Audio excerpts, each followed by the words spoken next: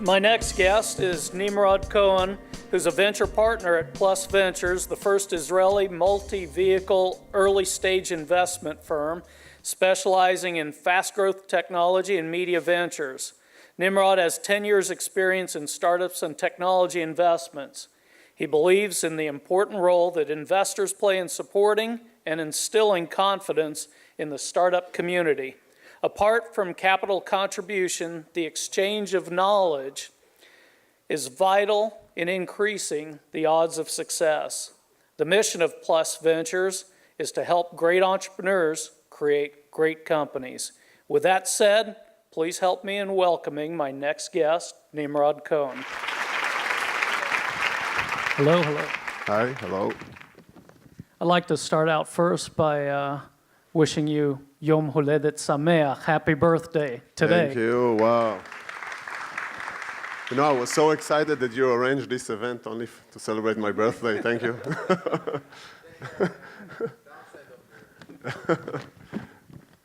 Back in the 90s, during the dot-com boom, I built what was considered one of the top 5 ISPs, internet service providers in the country. And around 98, I started getting offers for the company and acquisition attempts. It was my largest sell and exit at that time. But I remember thinking, you know, when do you exit? When is a good time to exit? And that time happened to be one day I was looking at the PE ratio of Yahoo, who was the search engine of the time, and it was at 1,000, meaning 1,000 years of earnings was its price valuation. How do you know when to get out and when to take the exit? That's a good one. Well, if you excuse me, I have to tell you a little story, okay? Because I see so many people around here, and I'm so excited. I was invited to speak in a European country a couple of months ago. And when I got on the stage, I noticed that there's only one guy at the audience. And I'm like, okay, if it's only me and you, we don't need the slides, right? We can go and have a beer or something. And he was like, I'd like to, but I'm the next speaker. So, so that's,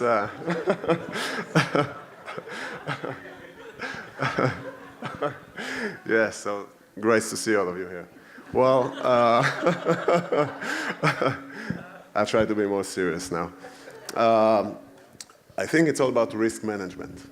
You know, the first thing is how good is the offer that you get. I mean, if it's something huge, if it's something phenomenal, I guess it's easy, just sell. The thing is, when it's not phenomenal, you need to consider several things. I think I divided into 2 aspects. The first one is the internal status of your company, and the second one is the external status of the environment, of the ecosystem, of the industry that you're at. And by saying the internal status of your company, I'm meaning how much money do you have in the bank? How far away are you from achieving your next KPIs that might get your valuation higher? Do I have investors that are going to support my company in bad times as well as good times? And when I'm saying external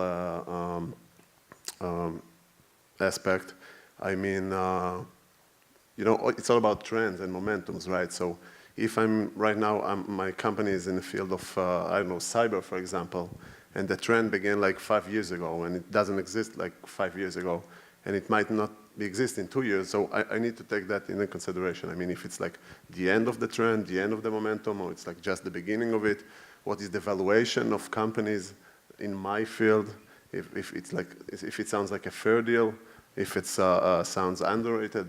I think those are the things that you need to take under consideration, as well as the general atmosphere of the ecosystem, of the economic. I mean, if it's going down, if it's stable, if it's going up.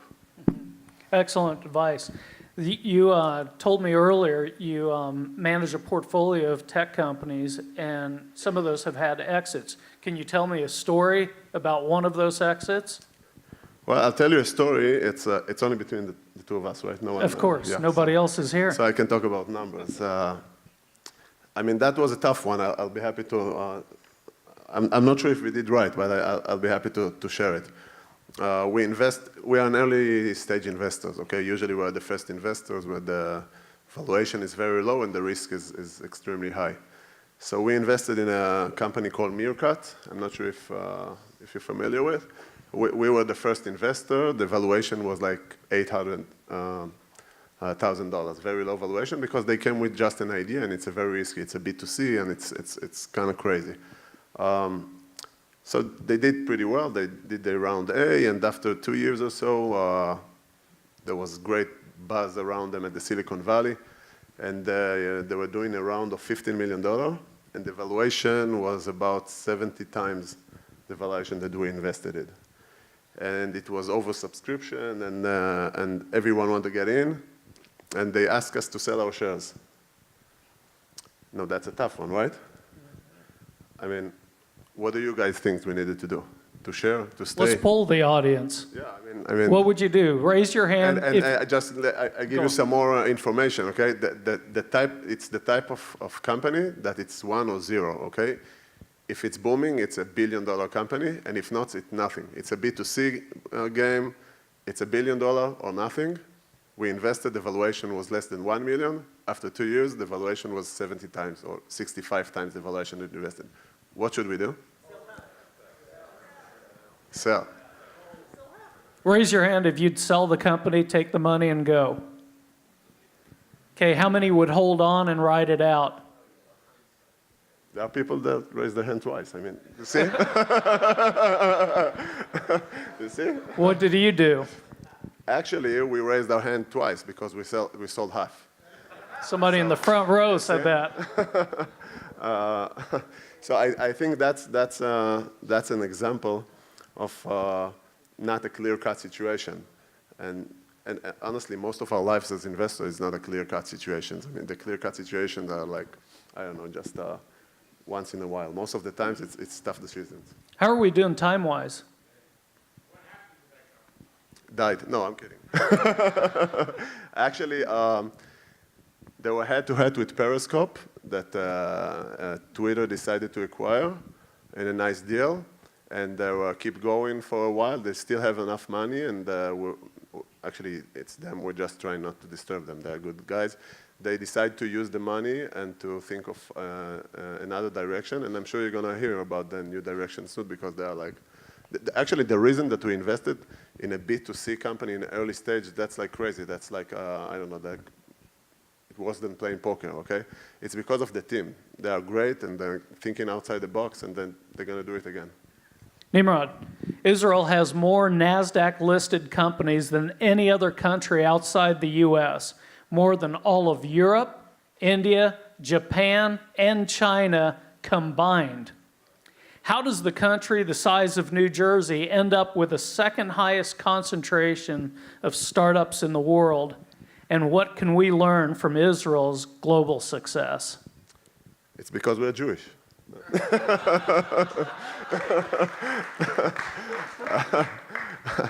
Well, I didn't mean to make fun that much. I mean, that's... I think that this advantage of being a small country can work for you in some situation as this one. Because in Israel, there is no startup that's looking at the local market. From the very first meaning, from branding the name of the company and the product, from the URL, okay? There is no startup in Israel that's going to buy the URL and end up with COIL, okay? They're always going to buy the .com or some other new URLs. So for the very first meaning, they're not looking about the local market. Because even if they're going to control the local market, it's not big enough. So they're looking at the American market and other places.